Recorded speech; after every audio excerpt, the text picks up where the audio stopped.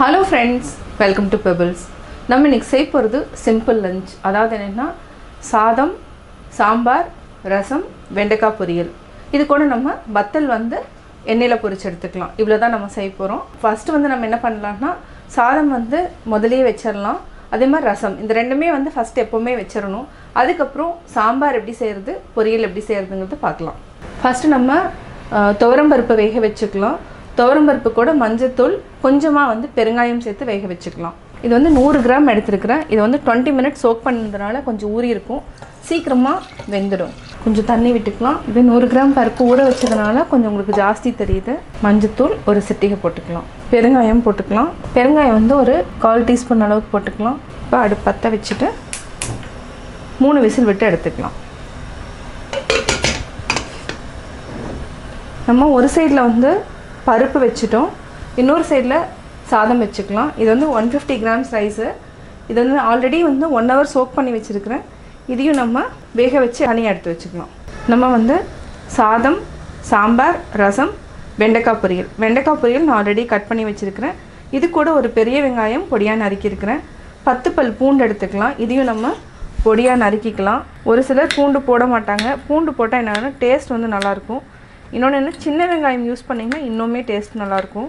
அஞ்சரை பெட்டியில் வந்து ஒவ்வொருத்தரும் ஒரு ஐட்டம் போட்டு வச்சுருப்பாங்க. அதாவது என்னென்னா கடுகு, சீரகம், மிளகு, வெந்தயம் அது மாதிரி யூஸ் பண்ணுவாங்க. நான் என்ன போட்டு வச்சுருக்கிறேன்னா கடுகு, சீரகம், உளுத்தம்பருப்பு, கடலைப்பருப்பு. ஒரு சிலர் வந்து ரெண்டுமே மிக்ஸ் பண்ணி வச்சுக்கலாம். மிக்ஸ் பண்ணிட்டோன்னா நம்ம என்னென்னா வெந்தயம் ஆட் பண்ணிக்கலாம். மிளகு, சாம்பார் பொடி, மஞ்சள் தூள். இது வந்து ரொம்ப ஈஸியாக இருக்கும். இது கூட என்னென்னா நம்ம மிளகு, சீரகம் வேண்டாம் அப்படின்னா நம்ம வரமிளகாய் கூட போட்டு வச்சுக்கலாம். இது வந்து அஞ்சரை பெட்டியில் நான் யூஸ் பண்ணக்கூடிய பொருள்கள். இதுக்கு வந்து நம்ம வார்ப்பு கடாய் தான் எடுத்துருக்குறோம். வெண்டைக்காய் பொரியல் அடி பிடிக்காமல் இருக்கிறதுக்காக நான் எடுத்துருக்கிறேன். நம்ம 2 டேபிள் ஸ்பூன் அளவுக்கு எண்ணெய் விட்டுக்கலாம். இதுக்கு கடுகு போட்டுக்கலாம். கடுகு ஒரு 1/4 டீஸ்பூன் அளவுக்கு போட்டுக்கலாம்.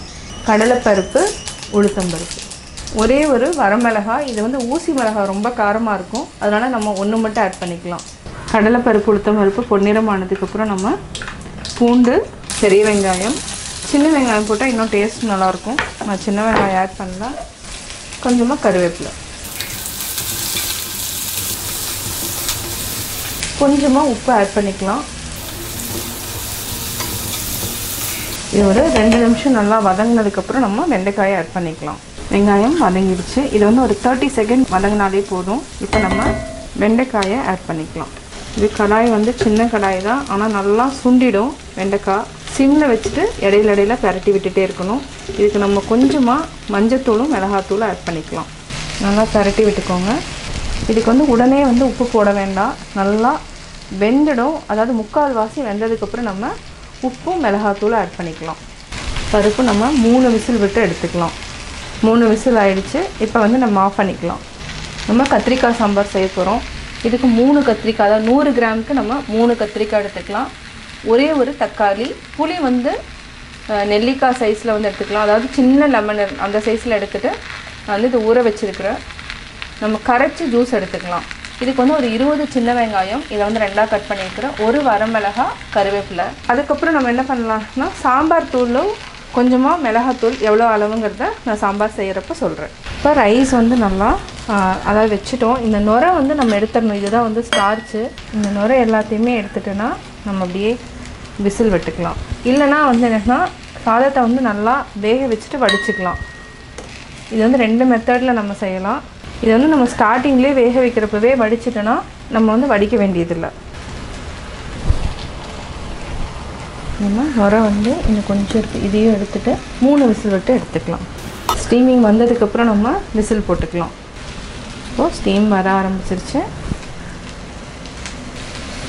இப்போது விசில் போட்டுக்கலாம். நம்ம சாதத்தை வேக வச்சு தனியாக ஒரு ஹாட் பாக்ஸில் மாற்றிக்கலாம். தேவையான அளவு உப்பு போட்டுக்கலாம். அதுக்கப்புறம் கொஞ்சமாக மிளகாத்தூள் போட்டு ஒரு 2 நிமிஷம் பரட்டி விட்டுட்டு ஆஃப் பண்ணிக்கலாம். இப்போது வெண்டைக்காய் ரெடி. ஒரு பேனில் 2 டேபிள் ஸ்பூன் ஆயில் விட்டுக்கலாம்.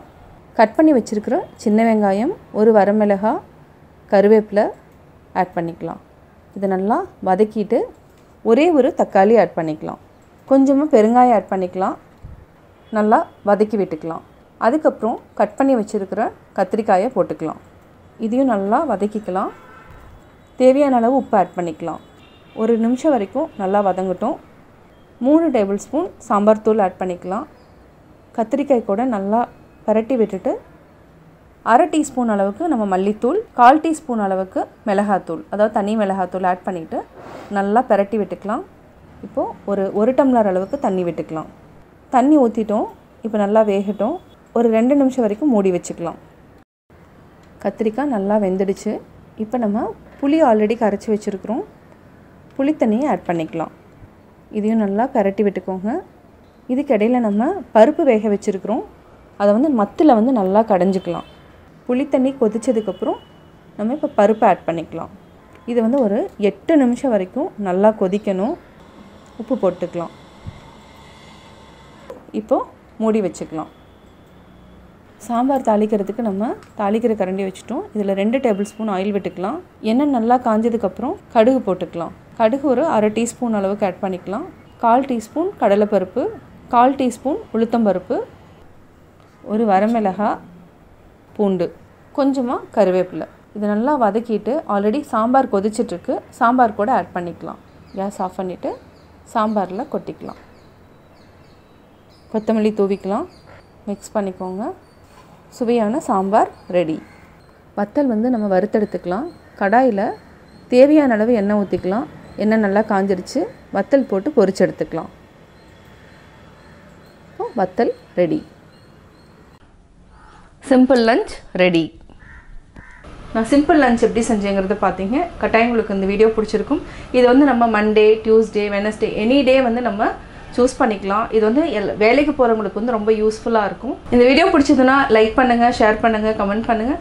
மறக்காமல் பெபிள்ஸ் தமிழ் சேனலை சப்ஸ்கிரைப் பண்ணுங்கள். என்னோட குக்கிங் வீடியோ முடிஞ்சதுக்கப்புறம் பார்த்தீங்கன்னா ஒரு திருக்குறள் வந்து நீங்கள் பார்க்கலாம். உங்கள் குழந்தைகளுக்கு நீங்கள் சொல்லித்தரலாம். கெடுவல்யான் என்பது அரிகதன் நெஞ்சம் நடுவு ஒருகி அல்லச் செய்யின். மனம் நடுநிலை தவறும் போதே நாம் கெடப்போகின்றோம் என்பதை அறிந்து கொள்ள வேண்டும். நடுநிலை தவறும் போது புகழ் கெட்டு பழிவந்து சேரும்.